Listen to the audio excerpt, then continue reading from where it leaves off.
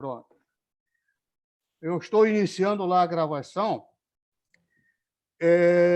Bom, boa tarde, boa noite, companheiros. Nós temos aqui já 16 alunos e o pessoal vai entrando com o tempo, eu vou admitindo aqui na medida que chegue. A nossa aula hoje é o módulo 3, a aula 3 do terceiro módulo, com o companheiro Paulo Skromov, já fala um pouquinho sobre ele. E o tema dele vai ser o golpe parlamentar contra a Dilma Rousseff. O Paulo Skromov, quem não viu ainda, eu botei uma pequena biografia dele lá no nosso grupo. Paulo Skromov é fundador do PT. Ele redigiu o manifesto de lançamento do PT. Depois ele foi com uma comissão, não é isso, Paulo? Foi uma comissão até a casa do Lula para convidar o Lula a entrar no PT. Não é bem assim. Posso falar? Pode. Não, eu redigi junto com o Lula, mas a grafia Tem gente foi com o microfone aberto. A carta de princípios do PT, e nós elaboramos em 5 reuniões em fevereiro de 1979, fevereiro e março de 79, um pouquinho antes da greve. Essa semana nós comemoramos a greve de 79, lá dos metalúrgicos do ABC, né? Um minutinho, Paulo. Gente, tem gente com o microfone aberto. Tem. É o microfone do Oswaldo que está aberto. Se o moderador puder ir lá mutar ele. Não, espera aí. Já estou fechando aqui tudo. Eu mesmo estou fechando. Pronto, só tem o meu e o do Paulo.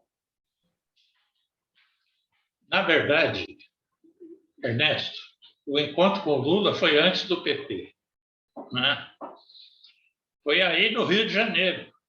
É isso. Julho, dia 28, 27 de julho de 1978. Claro, eu já conheci o Lula. Fui à posse dele na eleição para presidente do sindicato, não é? E eu já conheci da diretoria do Paulo Vidal, porque eu fui o primeiro sindicato a ser libertado aqui na capital de São Paulo. Eu, em 73, fui eleito. Só que eu fui preso pelo DOI-CODE no dia da posse, 2 dias antes. E fiquei sem tomar posse 1 ano e meio. Mas em 75 eu tomei posse. E o Lula já estava na diretoria, uma diretoria presidida por um Pelé. Diretoria fraca, mas o Lula era o cara que atendia a Previdência Social. Foi aí que ele conheceu a Marisa, né? Que era viúva.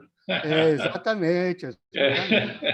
Mas, veja, o encontro que tem a ver com o PT, meu com o Lula e outros companheiros, foi aí no Rio de Janeiro, no pavilhão de São Cristóvão. Eu estava lá. Terceiro congresso da CNTI. Exatamente, eu estava ali. Ali campista. E à noite a gente se encontrava lá no... Nós perdemos na roubalheira. Então, foi um escândalo, né? O general Geisel abriu o Congresso, olha que coisa. Verdade. Então, ali que a gente, digamos assim, virou companheiro na luta sindical. Mas ali é que o Mário Pedrosa fez um contato conosco. Ele mandou um velho companheiro, Plínio Melo, entregar uma carta para o Lula. Quando ele chegou para entregar a carta, o Lula já tinha ido embora, tinha encerrado o Congresso. E aí ele foi até São Bernardo e levou a carta no dia seguinte. Aquela famosa carta a um líder operário. Ele conclamava o Lula a tornar-se Auguste Bebel, da classe trabalhadora brasileira. Quer dizer, o grande organizador da classe para si, do partido político proletário, né?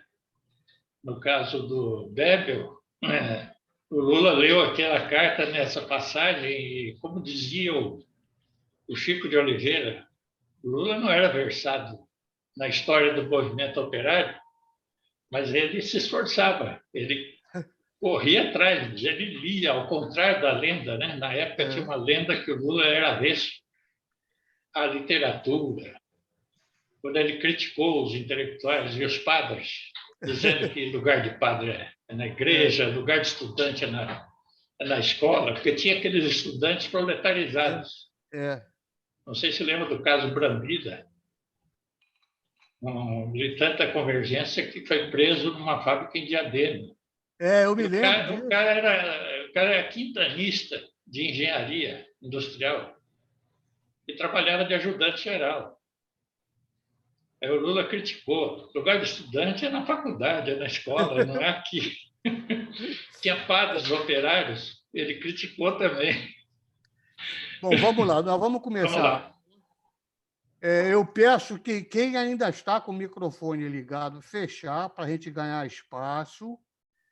Tem gente com o microfone ainda aberto. E, por favor, Paulo, você tem aproximadamente 1 hora para fazer a sua exposição. Depois, alguns alunos vão se inscrevendo pelo chat.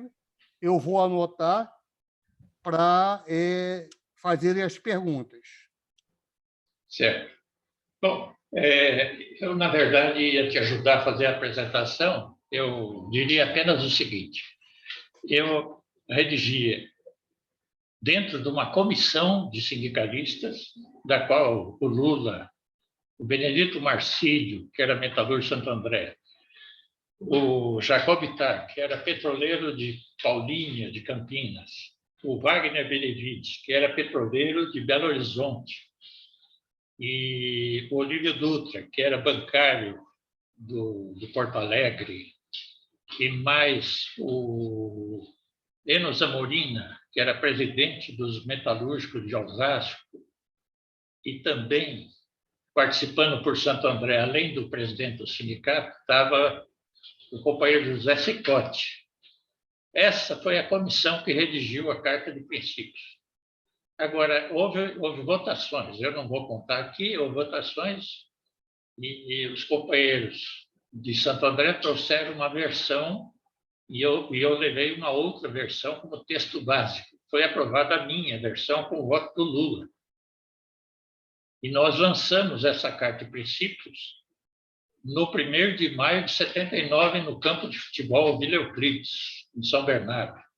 Por isso que o poeta de Tocantins, o companheiro Pedro Tierra, Augusto, como é que chama? Hamilton Ribeiro, né? Que assina seus poemas como Pedro Tierra, ele fez aquele poema dizendo: nascemos no campo de futebol. Que foi o nascimento, foi a certidão de nascimento do PT e eu que redigi.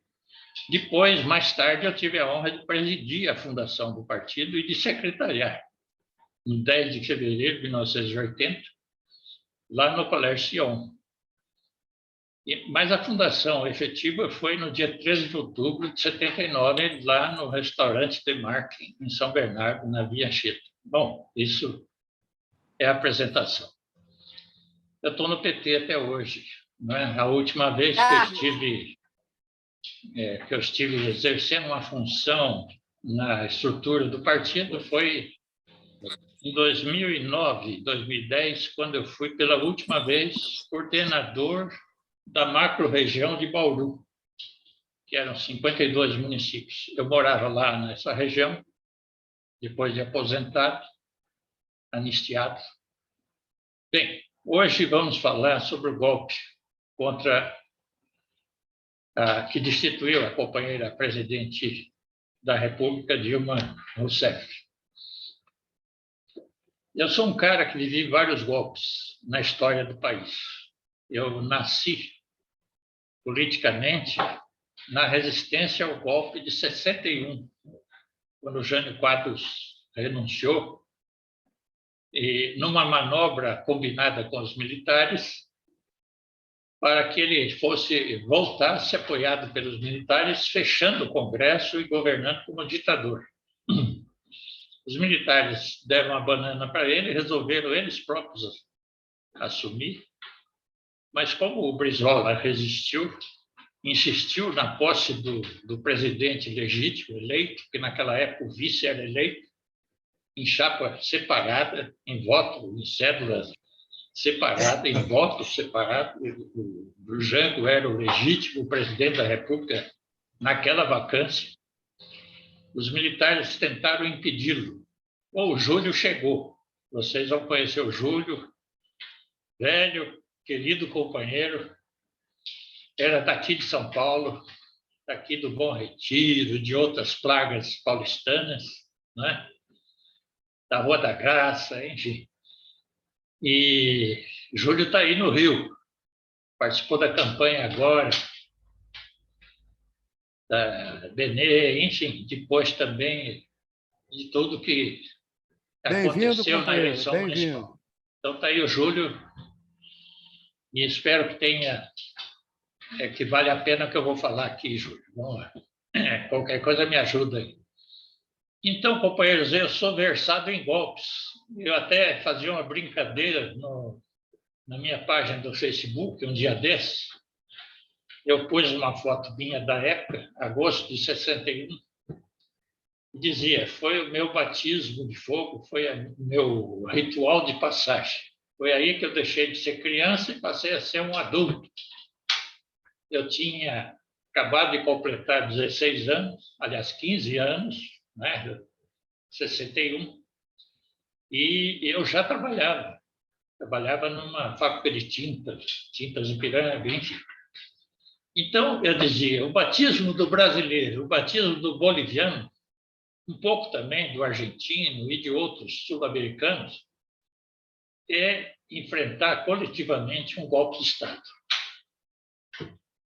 E logo eu pensando que aquela vitória que nós tivemos contra o golpe de agosto de 61, que nós conseguimos impor a posse do Jean Goulart, que aquilo ia durar, mas não durou.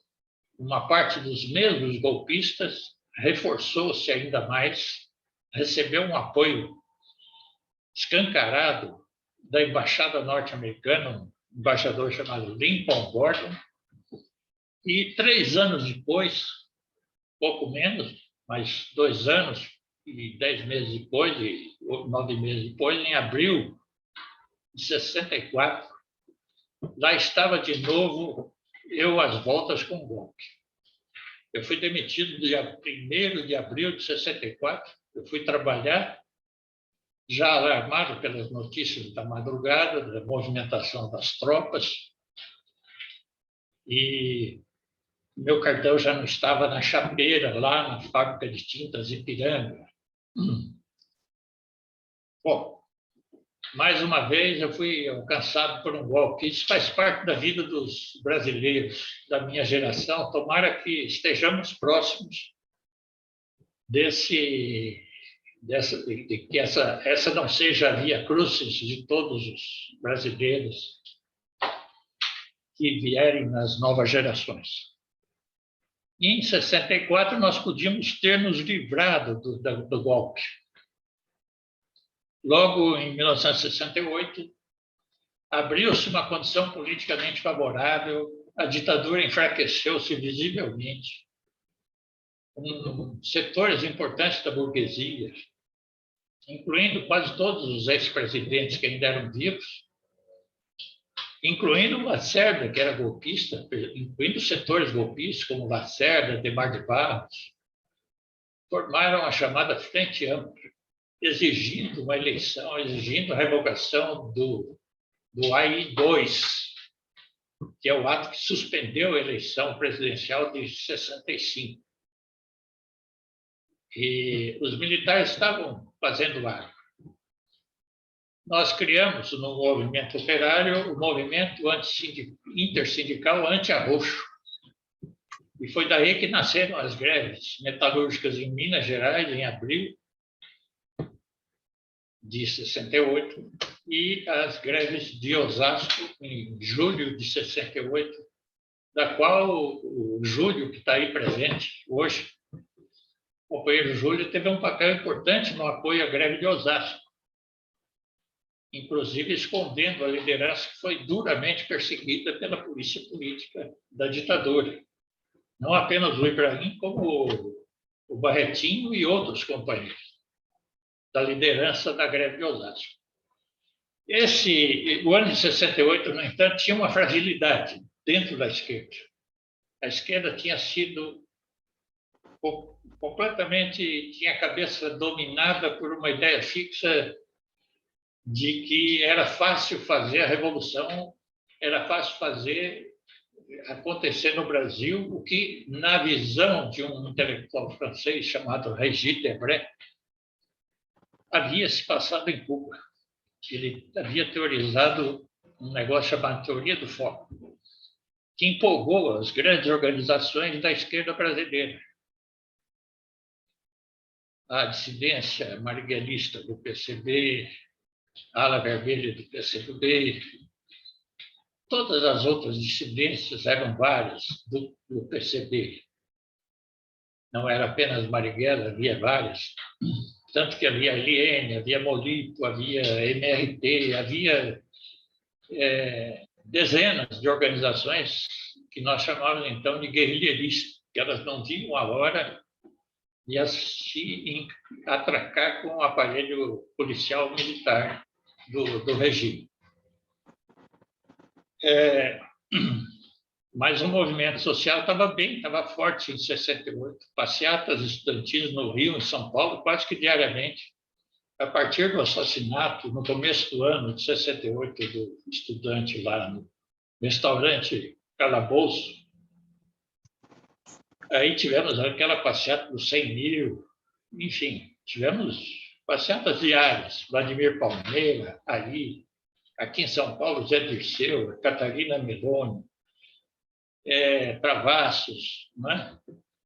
E Zé Ibrahim, o companheiro de Minas lá, como é que chamava? O companheiro da Ação Popular, era o líder lá das duas greves. Nós tivemos greve nos metalúrgicos de Contagem e Belo Horizonte em abril e de novo em outubro de 68. Bem, no entanto, a partir do AI-5, a esquerda aceitou aquilo como um desafio para iniciar a luta armada contra o aparato militar e policial, e foi um massacre. O pior é que os que ficaram no movimento social ficaram num isolamento terrível. Foi o nosso caso.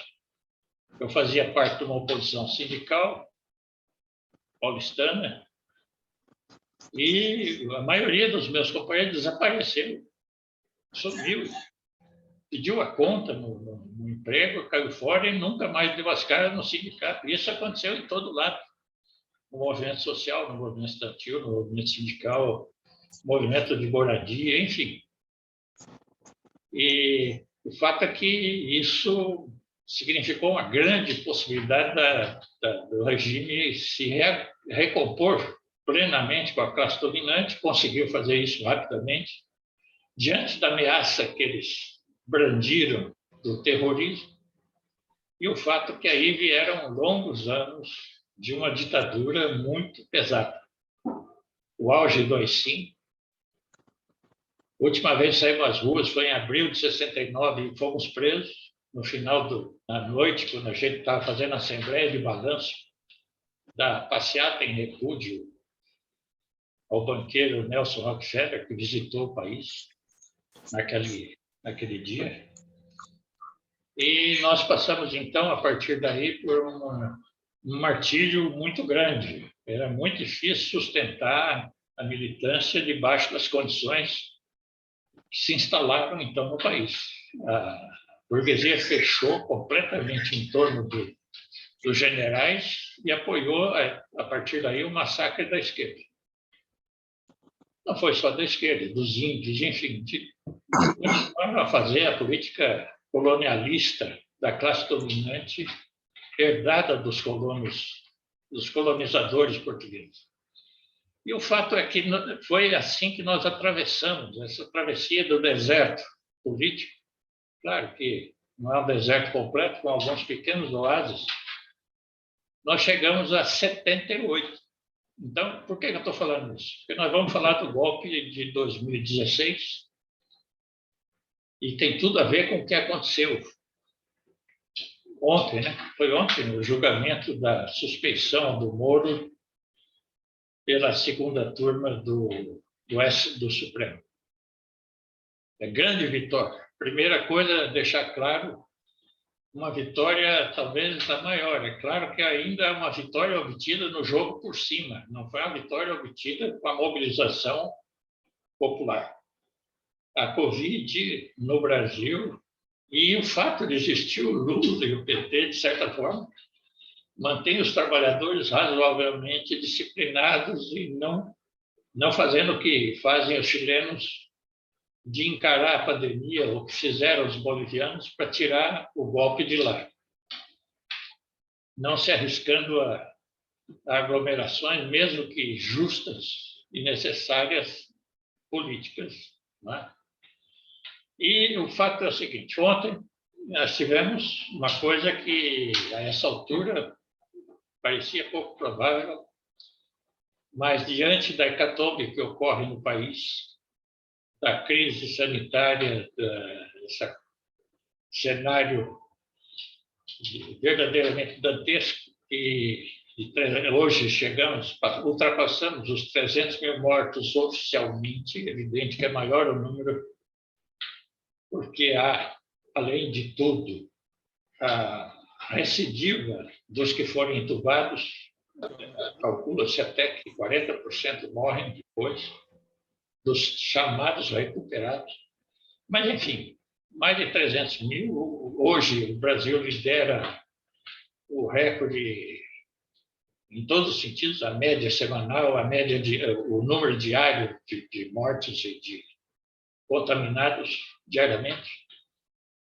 Um quadro de completa exaustão dos serviços hospitalares, de pânico, de falta de equipamentos, de incapacidade de acudir, de atender, e a lugares falso-sedativos, material para entubar, material oxigênio, enfim, coisas primárias, e tudo por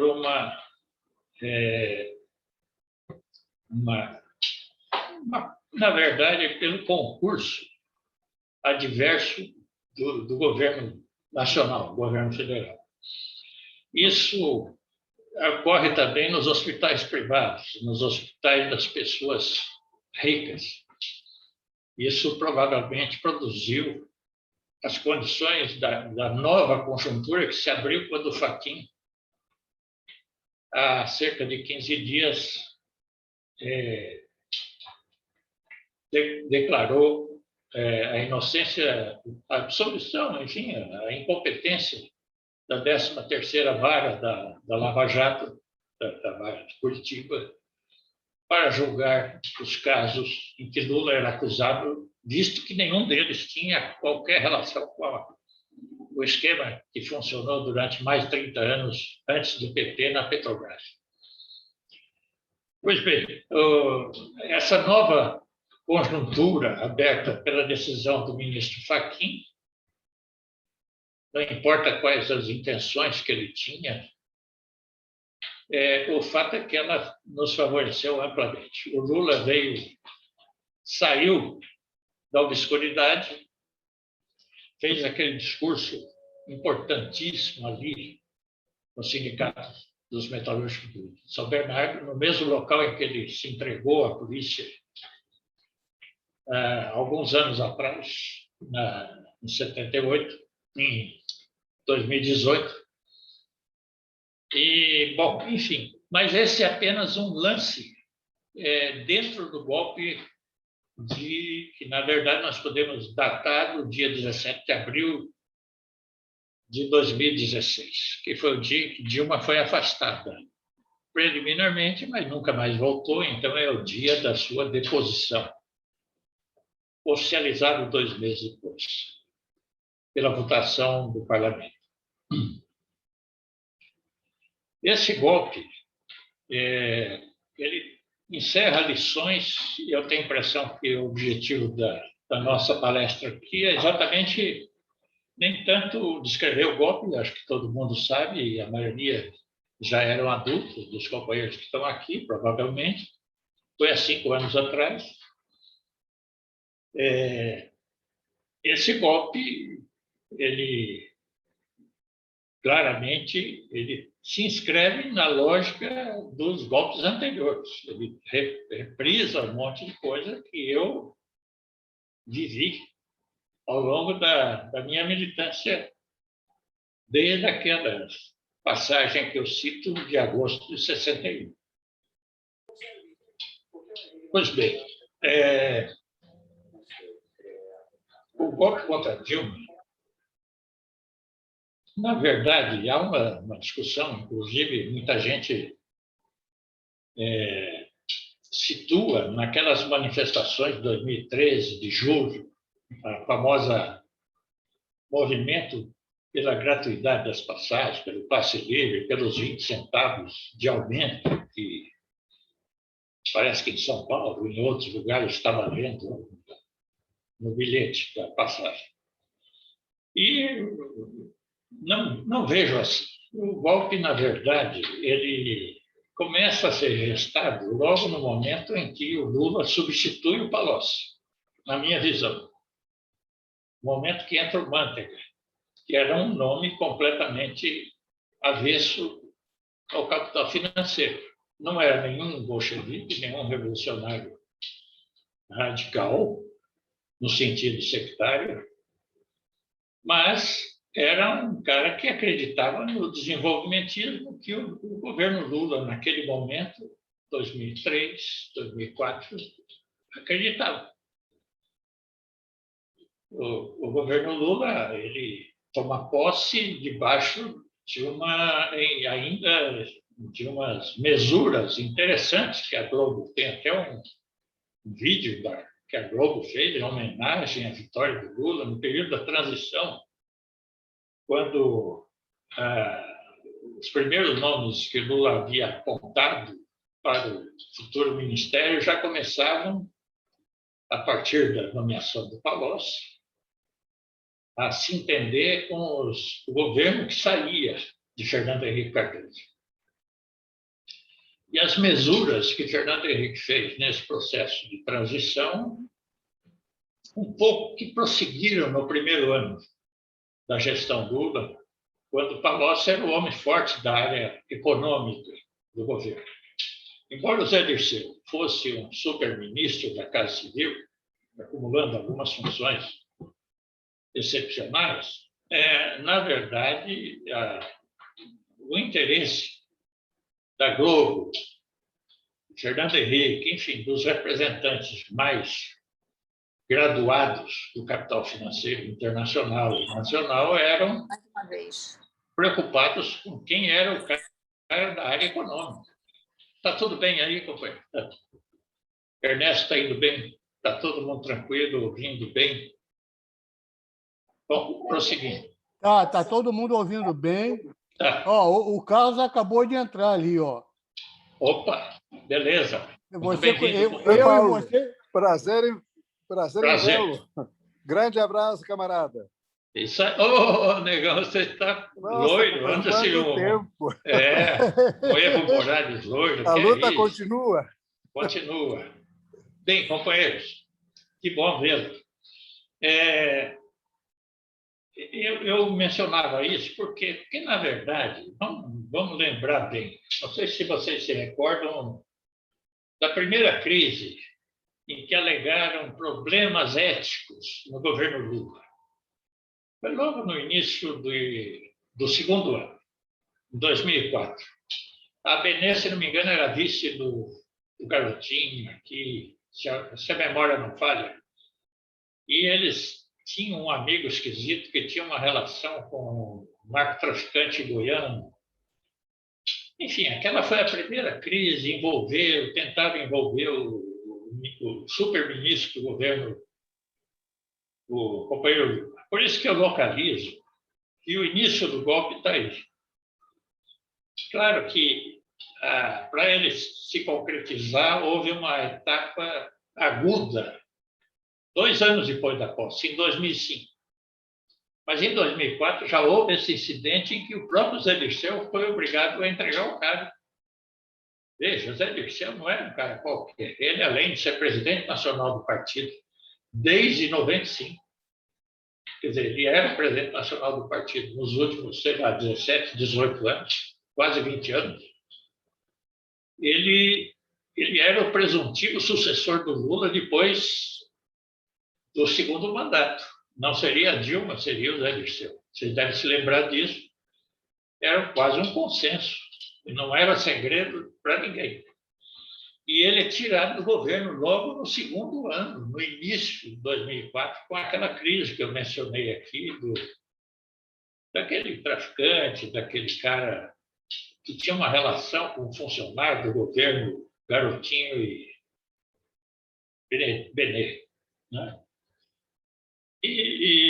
Mas o que veio, o chumbo grosso veio em 2005, quando o Jefferson foi flagrado, o cara dele foi flagrado recebendo uma propina e filmada, né? Um cara do Correio, um diretor nomeado pelo Roberto Jefferson, pelo PTB, recebendo uma grana viva, assim, passando debaixo da escrivaninha, enfim. Aquilo escandalizou, imagine, né? Aquilo foi utilizado de uma maneira, na verdade, era uma prática, claro, absurda, condenável, etc., e que os governos petistas depois, inclusive, fizeram questão de reforçar todo o arcabouço para o combate à corrupção, como nenhum governo antes. Não é? Na verdade, aquelas operações da Polícia Federal que se sucediam, no início às dezenas, depois às centenas, eram todas uma demonstração muito concreta, muito eloquente de que havia um combate à corrupção. Veja, engraçado, porque depois da Lava Jato não existem mais, né, operações da Polícia Federal contra a corrupção. Praticamente caíram a zero. E se vocês veem a estatística dessas operações, era uma coisa assim assustadora, de centenas de operações anticorrupção todo ano. Apesar disso, a velha tecla do falso moralismo, da luta contra a corrupção, entrou como elemento central do novo golpe que começou a se gestar ali. Já no episódio que eu mencionei, de 2004, já tinha esse conteúdo. Corrupção no governo Lula. Não é o Lula ainda, mas já tem subordinados, muita vontade praticando, e ali aparece um vídeo filmado, né, que tem a ver com essa primeira crise de 2004, filmado pelo traficante, né? Era uma briga interna das estatais entregues aos partidos da base aliada que se completavam como fizeram antes com todos os governos dos quais haviam participado. Pois bem, 2005 foi um escândalo com a tal CPI dos Correios. Vocês devem se lembrar, aquele presidente e o relator da CPI, deputado do Paraná, não vou me lembrar qual 75 anos dos detalhes, mas, enfim, o que importa é o episódio e o significado. A CPI dos Correios, ela virou um palanque contra o governo Lula e iniciou de maneira pesada o que se chama hoje lawfare. E ontem, né, pela primeira vez, foi condenado e estigmatizado, começou a reverter esse processo que nós estamos descrevendo aqui, a sua gênese, né? Ontem teve um marco típico de epílogo, não é? Mas, enfim, companheiros, essa crise do chamado mensalão primeiro, que não existiu na versão fantasiosa do Roberto Jefferson, porque na cabeça dele aquilo tinha sido uma denúncia manipulada pelo Zé Dirceu e ele próprio disse que inventou a história, a versão do Mensalão, mas a Globo comprou, o STF, com aquele ministro que ficou famoso por dentro do episódio do Mensalão, que tinha vindo do Ministério Público, né, um ministro com um perfil acusador muito pronunciado, etc., que fez o nome dele, ficou famoso, foi um dos primeiros heróis da luta contra a corrupção do PT, né, do governo petista. Esse golpe ele atingiu duramente o partido. Eu me lembro que em 2005, pela primeira vez, as grandes pesquisas apontaram que o Lula perderia para o Alckmin, que seria o presuntivo adversário na eleição seguinte, de 2006. Em setembro de 2005, as grandes pesquisas, incluindo o Datafolha, mostravam uma pequena vantagem do Alckmin pela primeira vez, e até então, com todo aquele escândalo, que era o escândalo midiático que eu falo. E a CPI, com aqueles holofotes, e você ligava o Jô Soares de madrugada e aquelas mulheres assessoras, aquelas aspones, né, do Jô Soares, depunham pesadamente, né, e se divertiam à beça, falando mal, difamando o PT, difamando a liderança do partido, enfim. Foi um massacre, uma avalanche de injúrias, né, contra o partido, contra as lideranças. Mas o que aconteceu? O partido ficou inerte. Tanto que o Lula teve que nomear o Tarso como presidente ad hoc do partido, presidente nacional. Estava em meio, ainda em 2005, em meio a um PED nacional que tinha eleição das direções todas, incluindo o presidente nacional, parece que foi o Gersolini, o candidato naquele momento. Mas, para você ter uma ideia, pela primeira vez, o companheiro aquele do Rio Grande do Sul, que foi meu companheiro na DS também, foi vice lá, foi prefeito em Porto Alegre também, né? Aquele companheiro era o candidato que foi para o segundo turno no PED. Nesse meio tempo é que rompe o PSOL, não é? Que há uma dissidência do PT e um pouco que rompe acreditando, pelo menos uma boa parte daqueles militantes que romperam, faziam uma crítica ao fato de que o PT havia, de fato, se envolvido com as corrupções que eram apontadas. Não sei em que grau, mas havia. A tudo isso o partido não reagiu como a gente esperava. Aliás, o partido ele tinha se tornado completamente uma espécie de chapa branca do governo. Não é? Ele não era um partido que estava à esquerda, como tem que ser um partido proletário, de estar sempre crítico, embora não destrutivo, mas crítico a um governo de coalizão com a burguesia, que era o governo Lula. Evidente que o Partido Proletário não podia ser um partido do amém, do sim, senhor, em relação ao governo, mesmo que fosse um companheiro de maior prestígio dentro do partido. Não era essa a posição que se esperava, não era essa a posição clássica correta de um partido proletário quando participa de um governo de coalizão, principalmente. Mesmo no governo próprio, governo entre partidos proletários, e partidos proletários e partidos da pequena burguesia, a posição mais à esquerda é obrigatória para um partido como o nosso. Mas o fato é o seguinte, é que o próprio Lula foi o cara que reagiu àquela avalanche de injúrias, de difamações. O que ele fez? Ele já tinha algumas inaugurações pelo país. Ele pediu para colocar placa naquelas obras que nem tinham começado, estavam apenas em ideias e projetos. E ele saiu que nem um louco, inaugurando placas e algumas obras pelo país. e convocando fortemente o povo para essas inaugurações. Não sei se vocês se lembram qual foi a reação dos grandes órgãos de imprensa, da imprensa corporativa. Naquele momento, acusaram Lula de chavista, dizendo isso em vez do partido qualquer não reagiu. E o próprio presidente, o próprio líder, saiu para falar direto com o povo, sem intermediação do partido.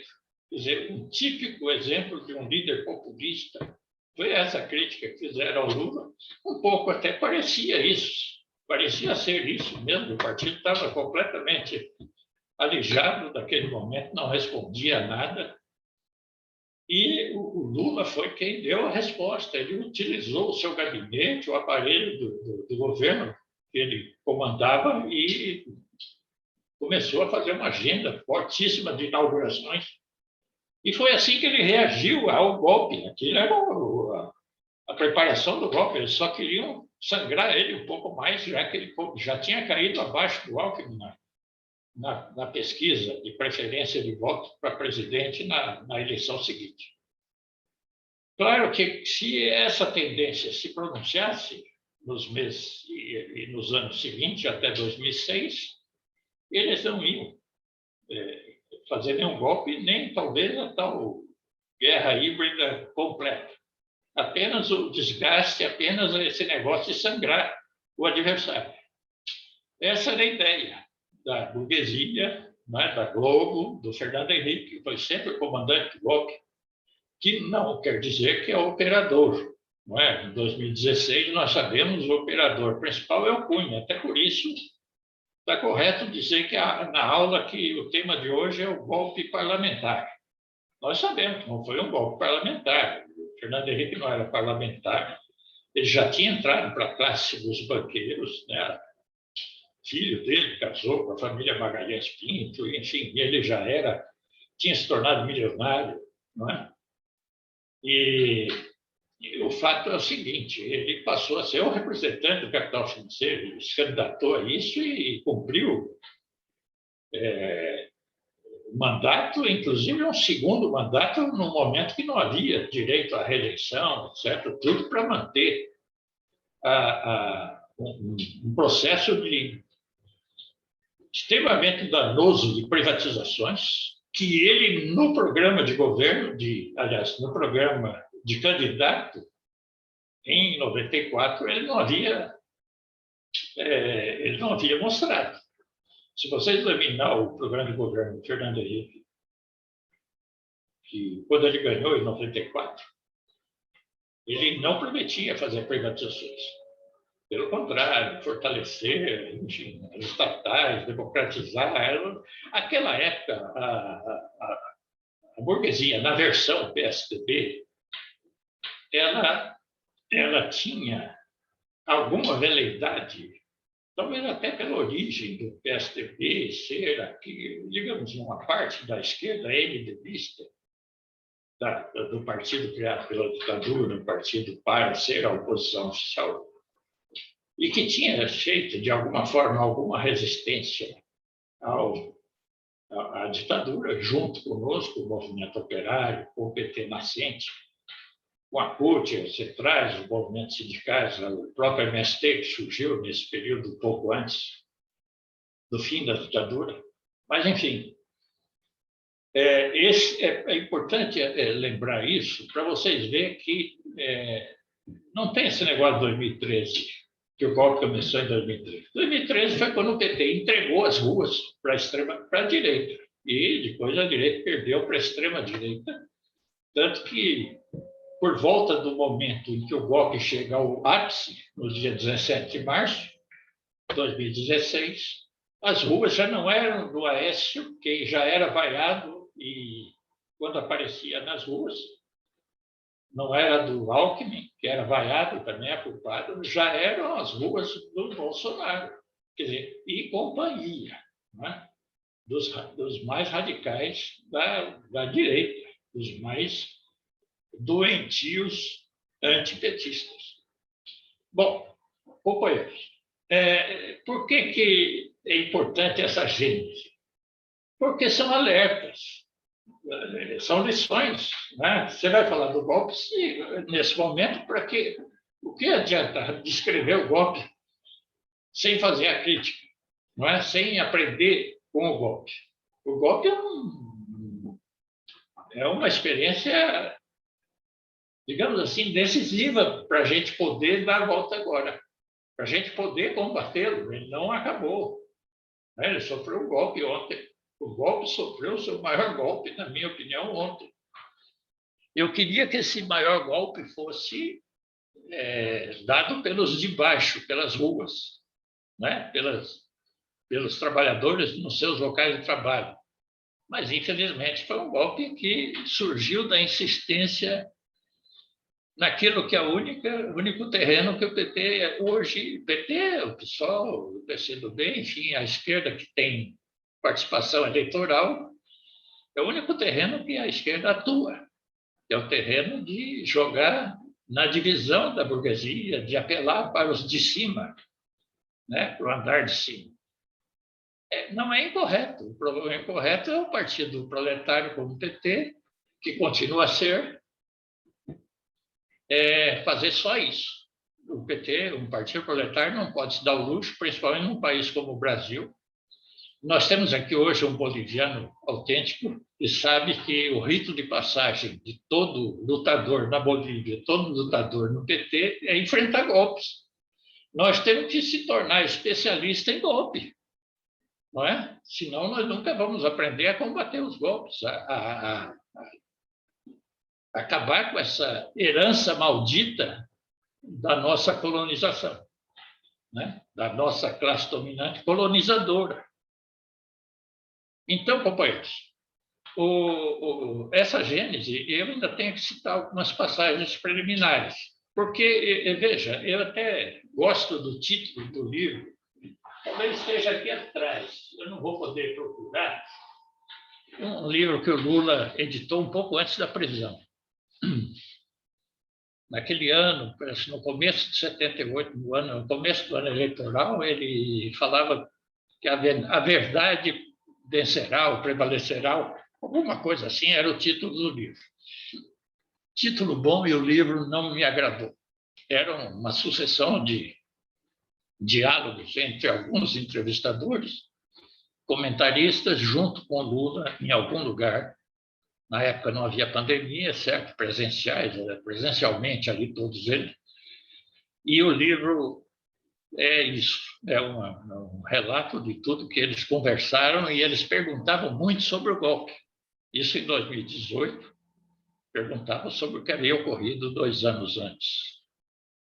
E o Lula, na minha maneira de ler o livro, posso estar errado, mas a impressão que me deu é que a causa principal que o Lula atribuía ao golpe naquele momento era o fato de que a Dilma não tinha jogo de cintura. A Dilma não era política, no sentido de que não sabia fazer negociações, que ela deixou o Cunha escapar do controle, ela deixou o Temer escapar do controle. Né? Quer dizer, uma ideia assim de que, como assim? E ele lamenta que a Dilma não deixou ele voltar. Ele fazia isso, e se vocês lerem o livro, está claríssimo isso, que ele diz, olha, eu queria ser candidato em 2014. Mas eu sabia que a Dilma tinha o direito, ela tinha feito um bom mandato, de fato tinha. Não é? E ela pleiteou a reeleição, então ele cedeu, ficou quieto. Mas ele ficou inconformado, e ele manifesta essa inconformidade naquele livro. Por que eu estou falando isso? Eu sou petista? Não, estou falando com vocês. É uma reunião interna do partido, essa aqui. Não tenho... O PT que eu conheço nunca teve pejo, não é? Nunca teve medo de discutir essas coisas. Se não discutir, a gente não aprende nunca. Então, veja, é claro que o Lula não pensa mais assim, como ele pensava no momento que deu aquelas entrevistas que formaram aquele livro, antes da sua prisão. O Lula que sai da cadeia 582 dias depois, na minha opinião, é um Lula que teve tempo de refletir. E refletiu. Teve tempo de se instruir e se instruiu. Teve tempo de ler e leu. teve tempo de rever a própria história do partido e reviu. Veja, o Lula vai passar por uma transformação que é bom que não fique transparente desde já, porque seria assustadora para muita gente, nesse novo mandato que ele está caminhando para conseguir. É mais ou menos um paralelo com Getúlio Vargas. Claro que são situações completamente diferentes, mas digamos o seguinte: Getúlio era um desenvolvimentista, era nacionalista, era o nosso Perón, não é? Brasileiro. E enquanto ele governou aquele longo período, principalmente depois do golpe de 39, ou contra-golpe, na verdade, ele dominou o golpe dos fascistas, dos integralistas, e ele se assume como ditador. E o Getúlio ele não era tão marcadamente nacionalista. Na verdade, há algumas políticas de afirmação nacional, claramente, de integração das populações até então não convidadas a fazer parte da nação, que eram os negros. Com relação aos indígenas, ele não havia avançado muito, porque ainda ele estava dentro daquela órbita do positivismo, mas ele apoiava o Rondon, não apoiava o general, como é que chama esse da saúde, Pazuello, que odeia índio, não é? Que mandou os missionários evangélicos não deixar que os índios se vacinassem, não deixar que eles usassem máscaras, enfim, provocando um etnocídio absurdo, né? Que inclusive está gerando um tribunal internacional que foi denunciado, né? Para um tribunal internacional de direitos humanos.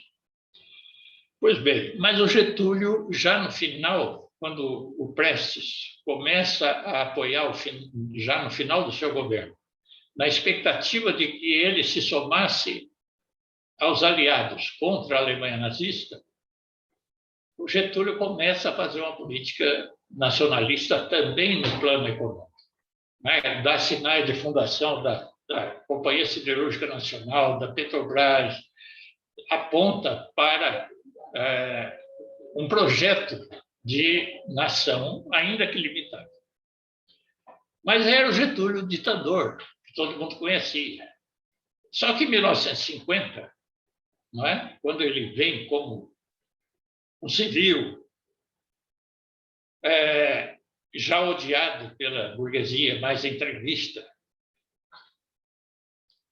pelos chamados liberais, mal chamados, né? Teve uma professora numa dessas aulas nossas aqui do curso anterior que falou bem isso, como esse termo liberalismo é errado, né? Por isso esse neoliberalismo quer dizer, na verdade, não liberalismo, liberalismo dos oligopólios, liberalismo dos monopólios, é a brincadeira.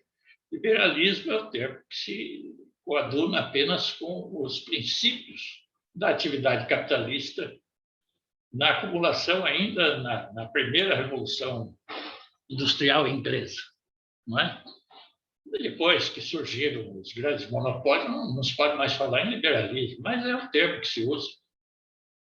Enfim, de qualquer maneira, deixando para lá a teoria,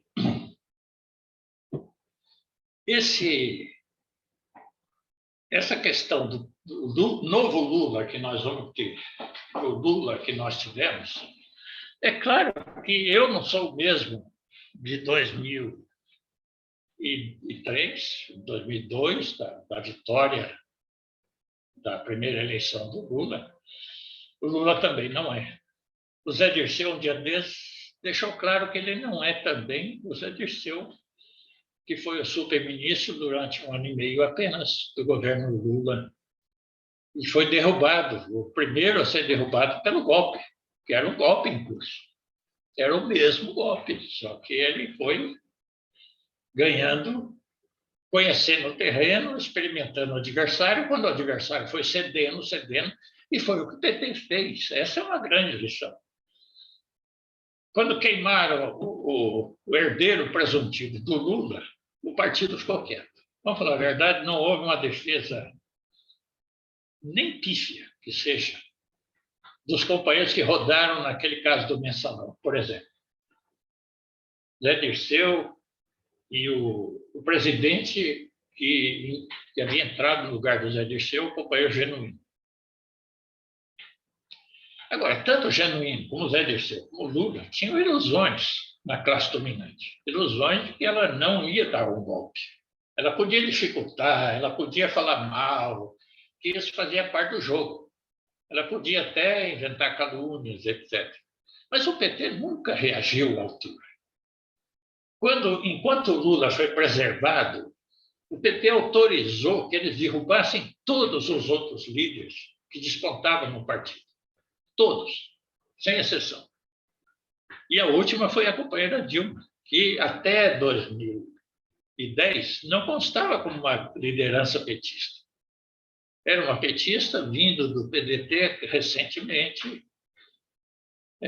certo, tinha origem numa esquerda, mas numa esquerda que nunca entendeu direito o PT, aquela ala da Polop que formou depois essa ala do PDT gaúcho e mineiro, basicamente, né? Que a Dilma fez parte, no passado da Vartalmares, depois, etc. Então, a Dilma não constava, foi uma surpresa, inclusive a escolha que o Lula fez da Dilma como sendo sua sucessora eleitoral, não é? E o fato de elegê-la mostrava o imenso prestígio. Nesse momento, em que o partido está meio morto, está inerte, não tem reação alguma, nem mesmo no plano do diálogo com as classes dominantes, no jogo que faz hoje, no sentido de dividi-las. Nem isso ele fazia naquele momento. Ele parado. O Lula foi o único que reagiu. Foi fazendo as tais inaugurações com 50, 100, 80 mil pessoas em cada inauguração. Foi assim que, final de 2015, começo de 2016, a burguesia recuou daquela questão do mensalão. Não é que ela encerrou aquele momento de espetáculo e começou a castigar aqueles que haviam sido pegos, entre aspas. Então, aparecia. O escândalo continuava aparecendo, mas em cima daqueles que haviam sido levados denunciados, né, pelo Joaquim, aquele ministro. E companheiros, o Raul, que foi o candidato ali em outubro de 79, imagine, entre o primeiro e o segundo turno, o PSOL rompe. Olha, companheiros, eu até brinco com os companheiros do PSOL, eu tenho grandes companheiros, amigos. Esses companheiros é um pedacinho do PT que saiu, né? E eu digo assim, poxa vida, o Raul foi para o segundo turno para ser presidente nacional do partido naquela conjuntura. Estava forte, com chance de ganhar. O pessoal que rompeu conosco do PSOL participa do primeiro turno do PED, só que não espera pelo segundo turno do PED. Então, dia 5 de outubro, se não me engano, o PED foi dia 12 de outubro, menos de uma semana depois da saída dos companheiros. Ivan Valente, enfim, todos no Rio aí, vocês têm uma dissidência fortíssima, uma perda, uma sangria muito grande para o PSOL, não é? Tanto que até porque o PT no Rio de Janeiro ele nunca tinha se tornado um partido de massas, efetivamente. Nós sempre tivemos muita dificuldade de torná-lo um partido com uma influência de massas muito forte. Ele tinha algum peso eleitoral, depois que o Gabeira teve aquela breve passagem, chegou a ter alguma notoriedade, mas sempre em cima de alguma personalidade. Depois a Benê, que herdou um pouco aqueles avanços puramente eleitorais do partido, etc. Mas nunca foi assim de chapa própria, etc., participar de cabeça de chapa com chance de vitória. Então, veja, mas a saída do PSOL representou, assim, eu brinco com os companheiros, eu falo, foi o Karol Wojtyła que deu a ordem para vocês saírem. E vocês sabem que, em parte, foi isso mesmo. Né? A própria Benedita é pivô dessa briga do Lula, do governo Lula, com a hierarquia católica. Né? E Plínio, que era um líder da democracia cristã de esquerda, Hélio Bicudo, etc., comando aqui em São Paulo era uma corrente maior até do que a do Ivan Valente, daquelas que romperam. Eu cito isso para mostrar que, às vezes, a chamada esquerda do PT, da qual eu faço parte, sempre fiz, mas ela não é tão esquerda assim. Não é? Quer dizer, abandonar o PT entre o primeiro e o segundo turno do PED, quando tinha um candidato que nem o companheiro Raul, Bersolini não era nenhuma unanimidade dentro do PT. O Raul tinha chances reais. Se o pessoal tivesse ficado, não é? Podia ser que o Raul tivesse dado uma condução mais, digamos, efetiva, para não deixar o Lula tão só a responder os avanços do golpe que estava em andamento. Para você ter uma ideia, tem um depoimento do vice do Lula. É importante lembrar disso. Eu peço só para o companheiro que estiver coordenando que me deem um toque sobre o tempo. Eu não marquei. É o que eu ia falar agora. É. O Paulo, você procura fechar uns 10 minutos para dar tempo para algumas perguntas, porque nós não podemos passar de 2 horas de aula, senão a gravação vai para o espaço. Entendo. Tem o limite do canal, né? Companheiros, é o seguinte, então, diretamente, é só lembrar o depoimento do vice do Lula, aquele empresário têxtil, foram procurá-lo. Aquela presidência da CPI, junto com o Fernando Henrique, etc., foram atrás do Alencar. E antes de falecer, ele deu esse depoimento de que ele recebeu essa comissão. A comissão oferecia para ele assumir e o Lula seria impeachmentado. Naquele momento, com aquele bafafá, com aquele escândalo midiático da Globo e companhia, de toda a grande mídia corporativa, isso não era nenhuma coisa impensável. Ele recusou assumir no lugar do Lula. Você deve saber disso. Pois bem, companheiros, a vitória da Dilma arrefeceu, porque foi uma puta surpresa e mostrou que o Lula elegeria um poste. Digamos, sem nenhum demérito, a companheira Dilma, que é uma mulher extremamente valorosa, e mostrou isso, e mostra isso até hoje. Mas era um poste, literalmente. Ela nunca tinha se candidatado a nada, nem a síndico de um prédio. Não é? Nunca tinha sido vereadora de uma cidadezinha, nada. Enfim. E torna-se presidente da República com uma belíssima votação. Não é? E, companheiros, e faz um belo governo. Os primeiros 4 anos da Dilma, digamos, forçando um pouco o último ano aí para completar os 4, mas só para vocês terem uma ideia, a situação de pleno emprego no mês da eleição, outubro de 2014, é o maior pleno emprego da história do Brasil, 4,2%. O número de desempregados correspondia a 4,2%, no momento que não havia ninguém desanimado de arrumar emprego. Porque esse negócio de índice de desemprego, que hoje está em quase 14%, engana muito. Por quê? Porque tem quase 50 milhões de desanimados que não entram nessa estatística. São trabalhadores que nem tentam arrumar novo emprego. Resolveram ficar parados.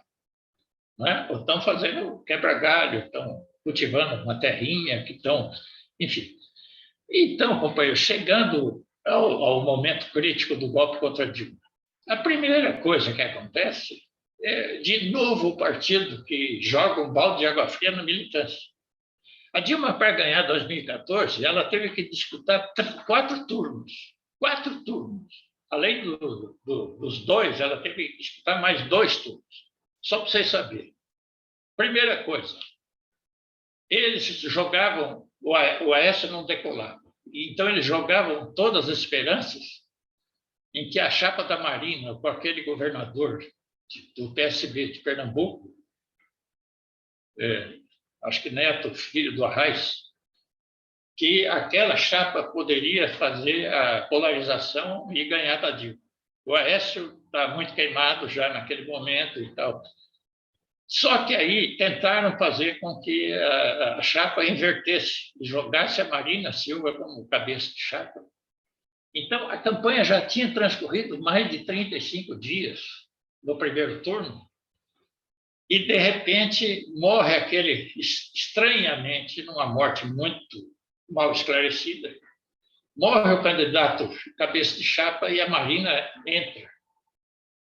Aliás, ela desce do avião que ia cair nas escadarias. Ela recebe um telefonema e ela desiste de ir com aquele candidato, o cabeça de chapa, que acabou falecendo naquela viagem. Ora, companheiros, aí começa um novo turno.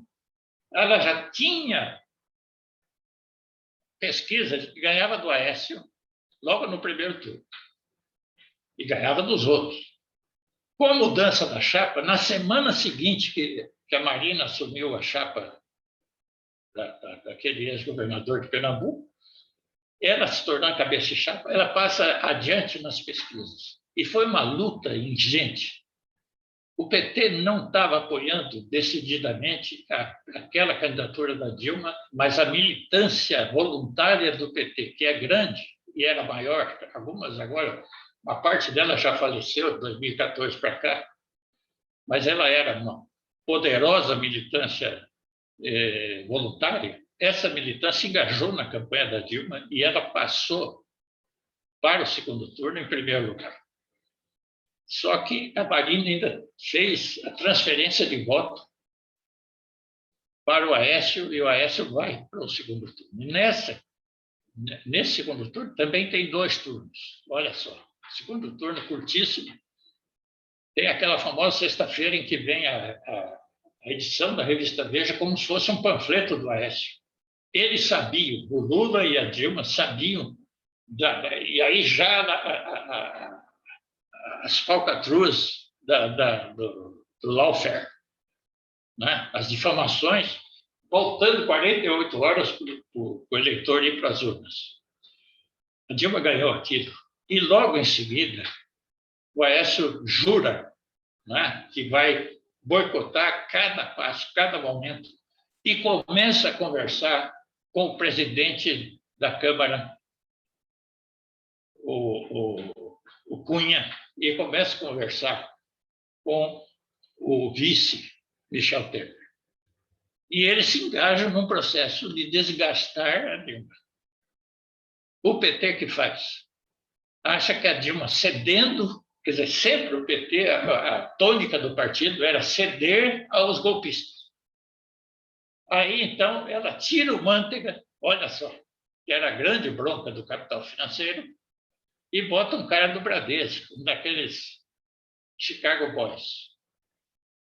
E esse cara do Bradesco começa a mudar a política no petróleo. Claro que não é ainda a privatização, etc., mas começa a introduzir elementos que mais tarde o governo Temer e o governo Bolsonaro se aproveitam.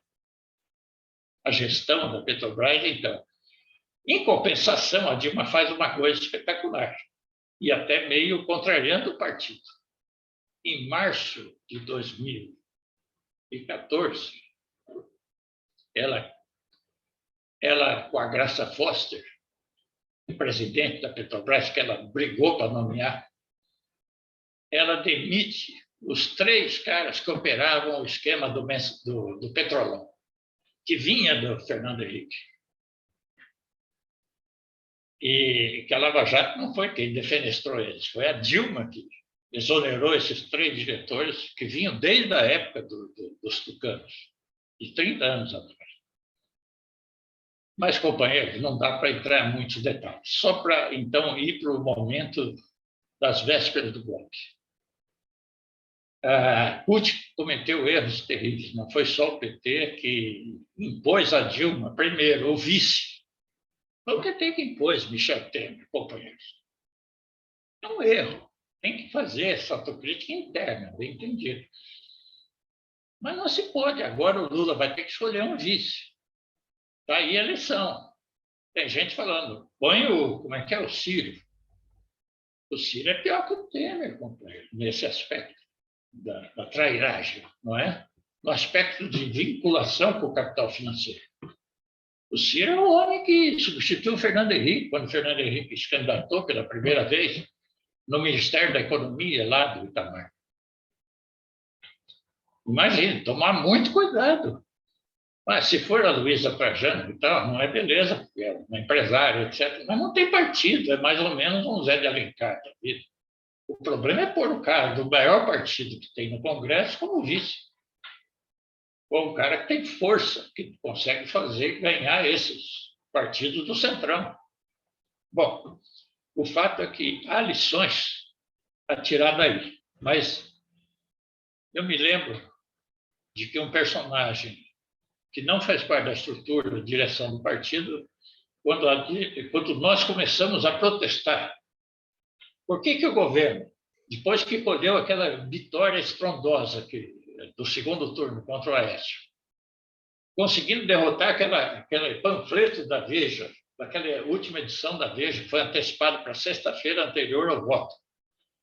Depois de conseguirmos derrotar aquilo, vem o partido e fala: não vetamos nenhum dos ministros, se referindo ao ministro do Bradesco, o homem do Bradesco que assumiu a área econômica no governo Dilma e que ferrou o governo dela, com o segundo governo dela.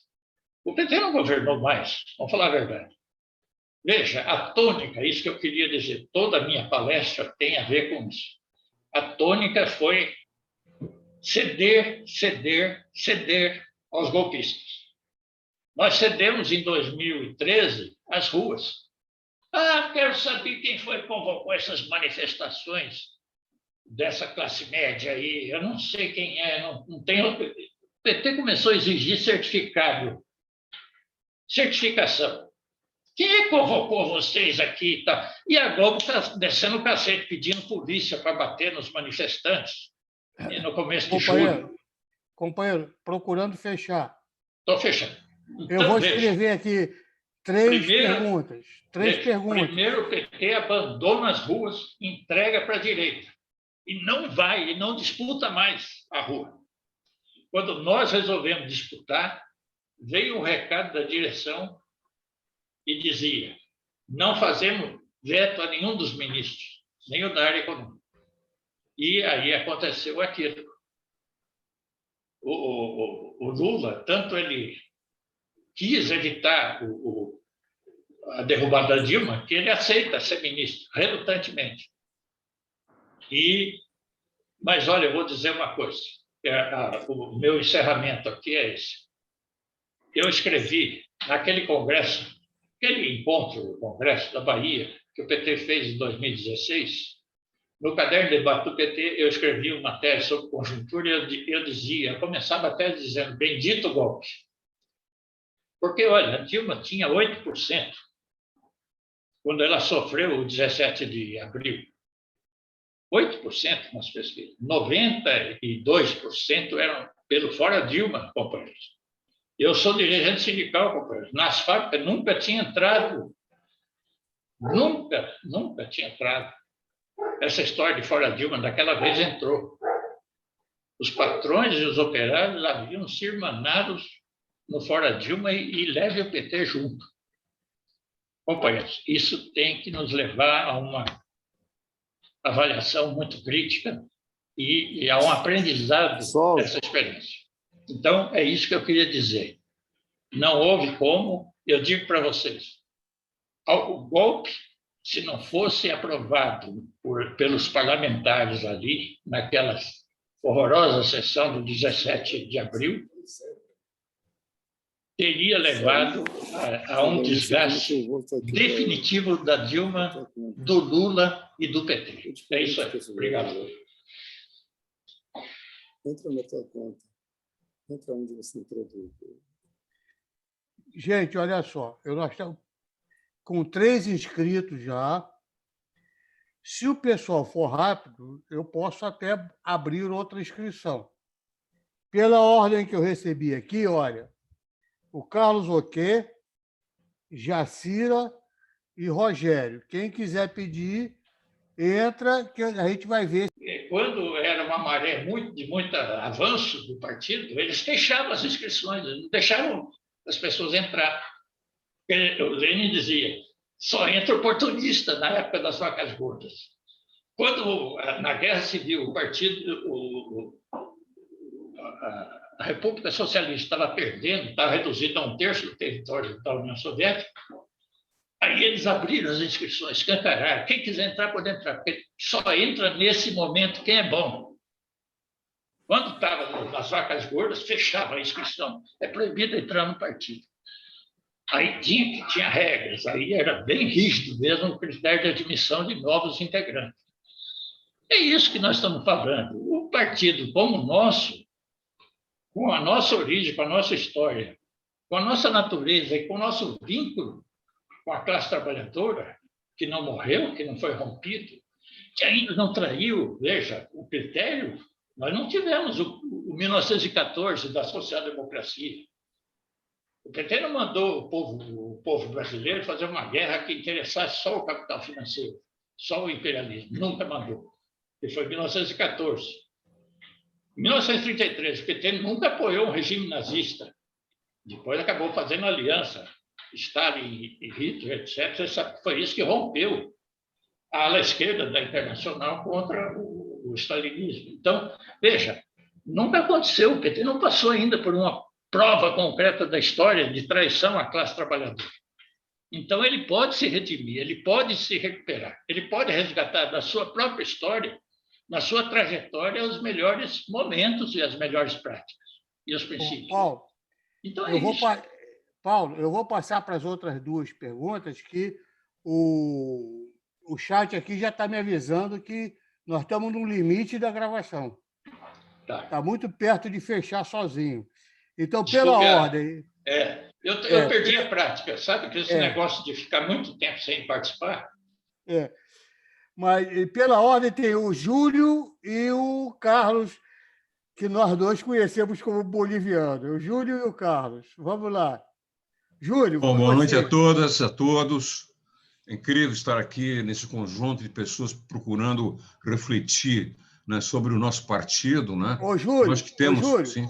Deixa eu te pedir um favor. Depois você manda para mim o seu telefone, o seu zap, para eu te incluir no grupo. Maravilha.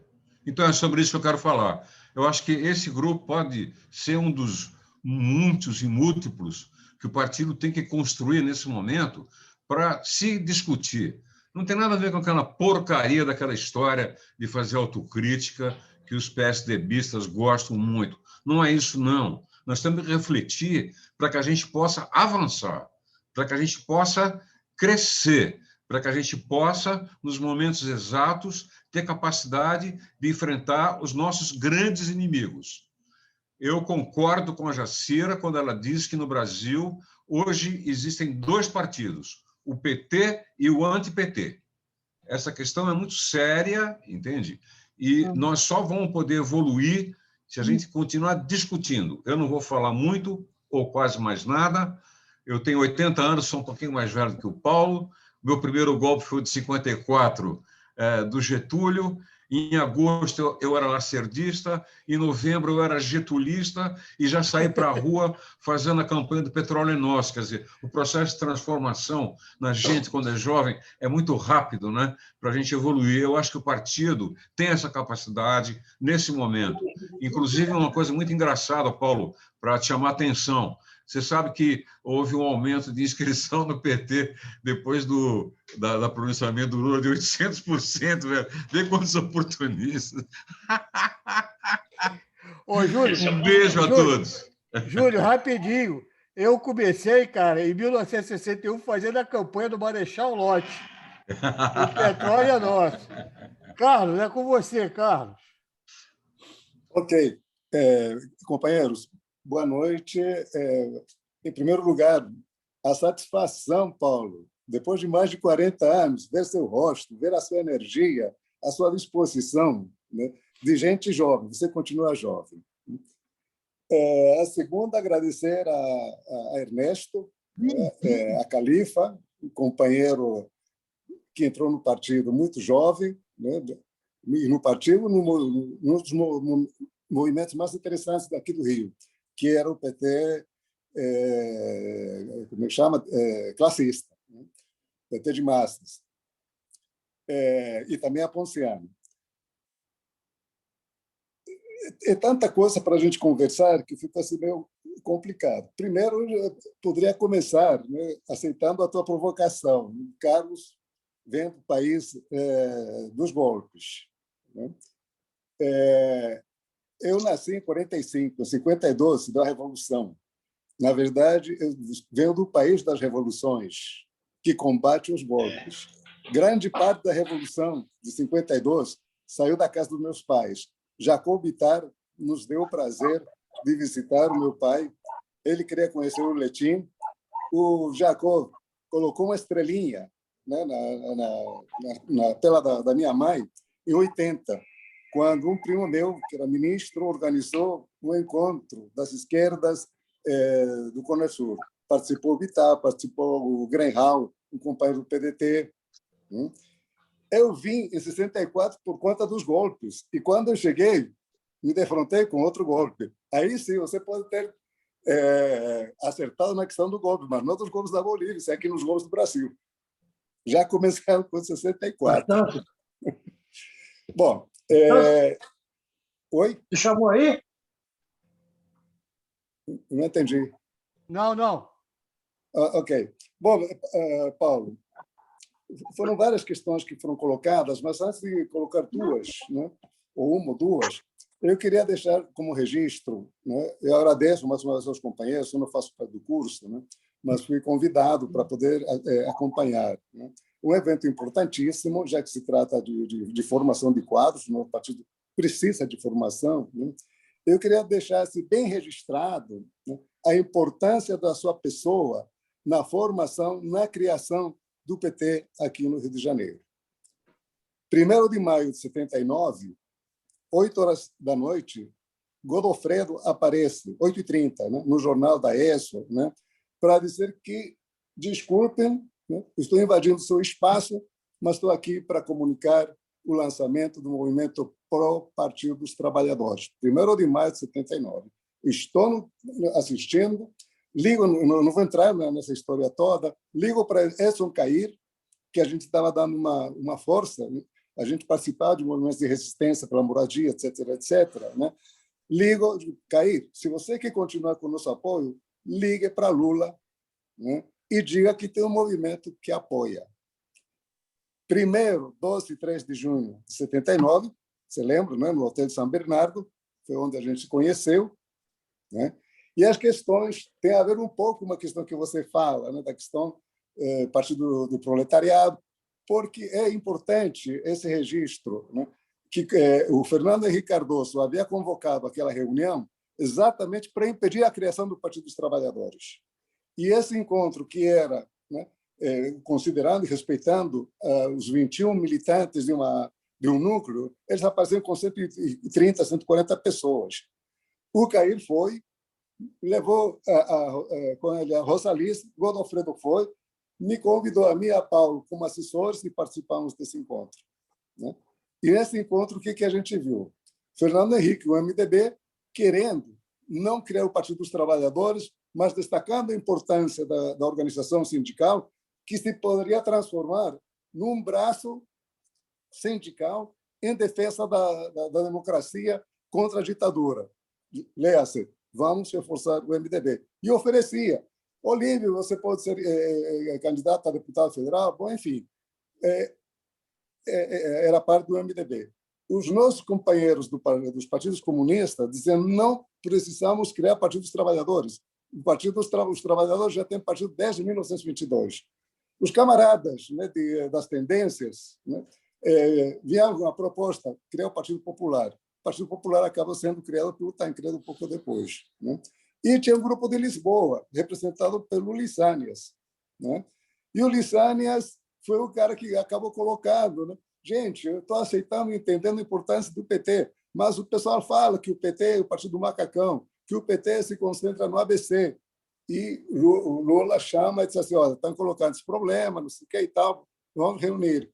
Aí, eu, economista, outro, eu, sociólogo do Rio de Janeiro, eu, Olívio Dutra, bancário, eu, Avelino Gasser, camponês, Pará, Paraná, eu, Mauro Benevides, químico, Minas Gerais, e por aí a gente foi mostrando. Não era um partido concentrado no ABC, nem apenas de operários. Era um partido dos trabalhadores. Né? Acabou essa reunião e eu te agradeço muito. Esta é uma oportunidade para deixar registrado isso.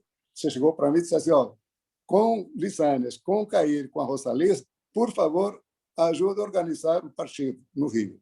Viemos, né, organizei essa primeira reunião no sindicato do presidente do Sindicato das Bebidas, que tinha ido com o Cair. Fizemos uma boa reunião, entre aspas, porque essa boa reunião foi boa, porque nela apareceram todas as tendências do partido, menos a nossa base. A nossa base das comunidades eclesiásticas de base, dos movimentos populares, e não sei o quê. E naquele dia, por incrível que pareça, apareceu a greve dos motoristas. Peão, trabalhador, não tem carro.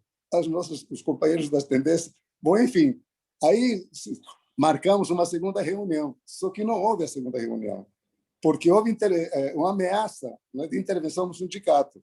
Aí eu fui para organizar, o companheiro disse assim, não vai ter reunião. Se eu fizer, eles invadem o nosso sindicato, entram no nosso sindicato. Ok, o tempo foi passando, mais ou menos em julho, eu estou na porta do meu trabalho, um carro do Parlamento do Rio de Janeiro para, né, e desse carro sai o César Benjamin. Diz, Carlos, você é responsável por organizar a reunião e não tem mais reunião? Falei, César, aconteceu isso. Eu estou sendo contato de vocês. Que bom que a gente se encontra. Você pode deixar que o pessoal do Em Tempo, né, está também preocupado e coloca à disposição, né, o local. Foi aí que a gente começou, e essa história você conhece, você chegou aqui, graças a você, criamos a primeira executiva estadual, da qual eu fiz parte, também graças a você. Né? Aí fizemos o lançamento do partido. Madureira, no Teatro do Irmão do Edson Cair, depois foi Nova Iguaçu, na igreja, depois foi Volta Redonda, e o Ernesto já estava naquele período por lá. Enfim, aí custou a demissão de companheiros. Bom, enfim, a criação do PT deve-se exatamente à tua figura. E era isto que eu queria deixar registrado. Se o Rio de Janeiro deve alguém para o partido ter se desenvolvido dessa forma, é você. E eu te agradeço por ter confiado nisso. Bom, olha companheiro. só, eu vou passar para o Paulo. Mas eu acabo agora já com duas questões. Né? Acabou. É que tem muito pouco tempo que a gravação vai parar, é automático. Ok. Então, deixa a pergunta, depois vamos direto. Ok. Eu vou agradecer muito o Carlos Boliviano, Carlos Oquena, o Carlos Boliviano. Olha, nós estamos desde a... só para lembrar, o nome completo era Edson Cair. Edson Cair. Grande companheiro que eu não sei por onde anda. Ele, Rosalice, etc. E tal. Ele está muito doente. Eu não sabia. Eu vou tentar fazer contato com ele. Paulo, para você responder e já ir fazendo as despedidas, porque a gente vai ter que encerrar a gravação. Veja, eu peço para os companheiros, eu teria vontade de falar sobre tudo que os companheiros levantaram. O Júlio me poupou de perguntas e eu fico feliz que ele está se enturmando aí no Rio. É uma figura que vai dar uma grande colaboração, vocês podem ter certeza, apesar da aparência meio assim como é que chama?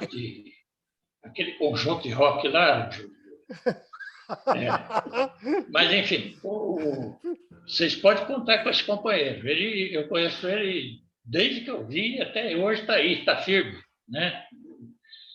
Bem, companheiros, eu peço licença eu gostaria de falar sobre aquela origem que o nosso companheiro boliviano mencionou, o 30 de setembro, lá em Madureira, em Volta Redonda, na igreja lá em Nova Iguaçu.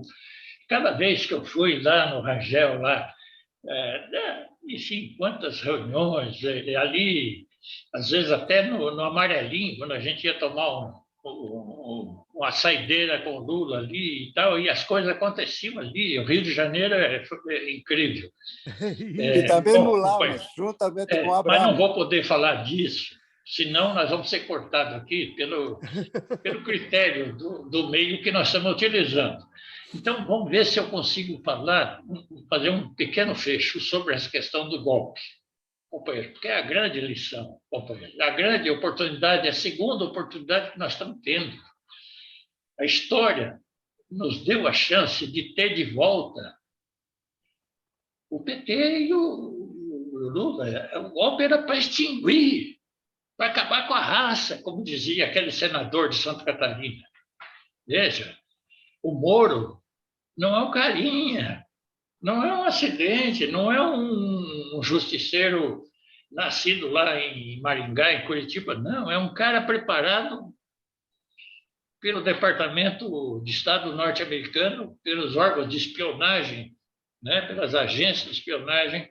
O Moro de Leal foram fazer curso sobre aquilo que eles iam fazer aqui. Ontem, quando o Gilmar, um cara da elite, Gilmar, todos eles são da elite, os ministros que chegam até lá, não é?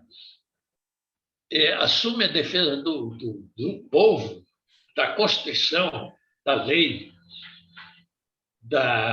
do quadro jurídico democrático. Fora brincadeira, foi uma sorte nossa, histórica. É claro que nós trabalhamos para que isso acontecesse, é claro, mas há muito da hecatombe que está acontecendo no país atuando sobre a cabeça daqueles ministros que votaram 3-2 a nosso favor ontem. Mas seja como for, companheiros, isso nos deu uma chance extraordinária. E não podemos perder, não podemos jogar fora. Foi uma mudança radical na conjuntura. Radical, radical. Agora, cuidado, porque hoje o Fernando Henrique já veio falando aos grandes jornais.